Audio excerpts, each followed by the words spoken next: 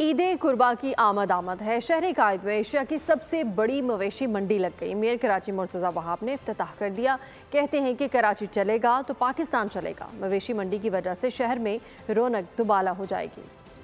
गाय, बकरे और ऊंट की भरमार, शहर कायद की रौनकें दोबाला। सुपर हाईवे पर मवेशी मंडी सज गई। मेयर कराची मुर्तज़ा वहाब ने मवेशी मंडी का इफ्तिताह कर दिया। कहा कि ये शहर चलता है तो पाकिस्तान चलता है। मवेशी मंडी में फुल प्रूफ सिक्योरिटी होगी, लाखों जानवर आएंगे, रौनक दोबाला हो जाएगी। कि पाकिस्तान भर के व्यापारी जो है वो कराची का रुख करते हैं, इस बड़ी मंडी का रुख करते हैं, ताकि वो अपनी साल भर की मेहनत को यहाँ ला सके और उसका एक माकूल मुआवजा हासिल कर सके, इस उम्मीद के साथ कि ये वक्त सबके लिए अच्छा होगा।